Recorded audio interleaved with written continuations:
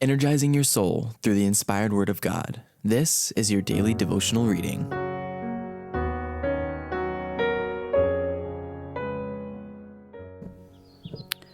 Our daily bread.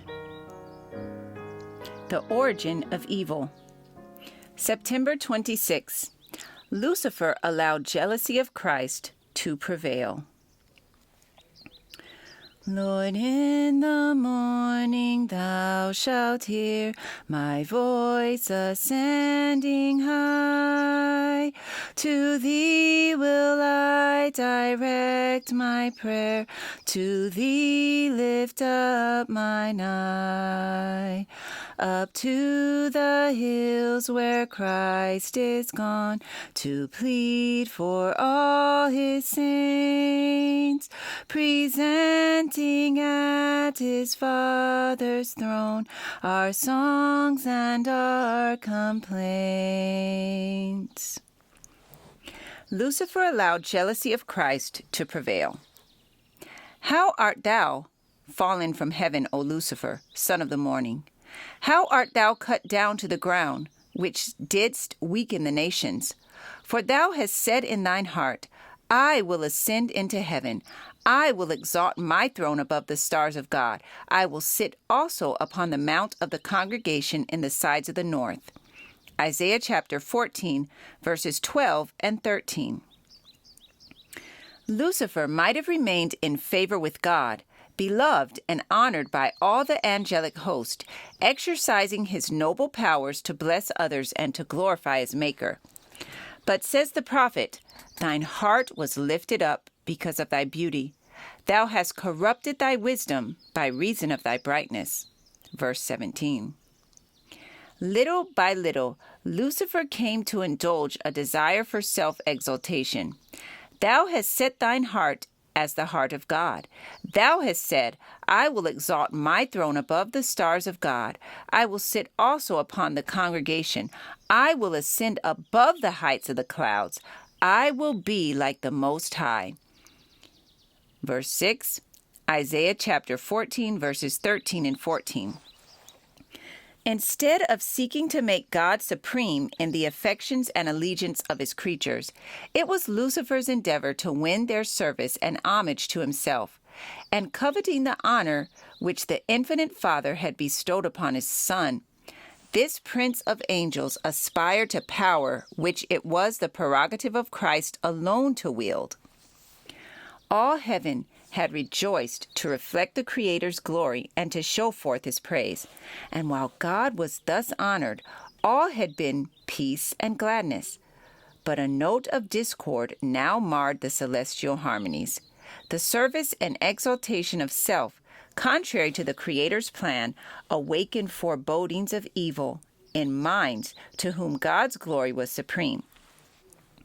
The heavenly councils pleaded with Lucifer. The Son of God presented before him the greatness, the goodness, and the justice of the Creator, and the sacred, unchanging nature of his law. God himself had established the order of heaven, and in departing from it, Lucifer would dishonor his Maker and bring ruin upon himself. But the warning, given in infinite love and mercy, only aroused a spirit of resistance. Lucifer allowed jealousy of Christ to prevail, and he became the more determined. Pride in his own glory nourished the desire for supremacy. The high honors conferred upon Lucifer were not appreciated as the gift of God and called forth no gratitude to the Creator. He gloried in his brightness and exaltation and aspired to be equal with God.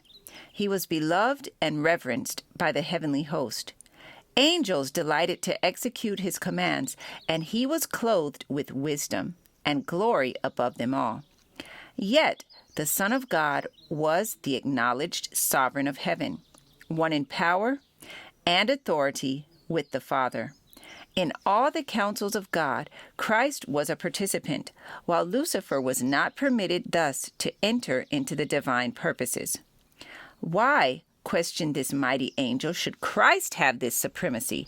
Why is he thus honored above Lucifer? Leaving his place in the immediate presence of God, Lucifer went forth to diffuse the spirit of discontent among the angels. Working with mysterious secrecy and for a time concealing his real purpose under an appearance of reverence for God, he endeavored to excite dissatisfaction concerning the laws that governed heavenly beings, intimating that they imposed an unnecessary restraint. Since their natures were holy, he urged that the angels should obey the dictates of their own will. He sought to create sympathy for himself by representing that God had dealt unjustly with him in bestowing supreme honor upon Christ.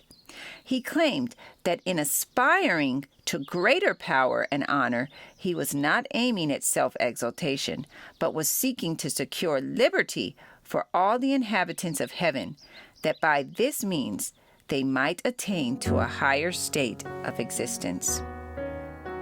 This passage was taken from The Great Controversy, pages 494 and 495. Our Daily Bread. Maranatha, the Lord is coming. I encourage you to be ye doers of the word and not hearers only. Thank you for listening, and be sure to join us tomorrow for your daily devotional reading.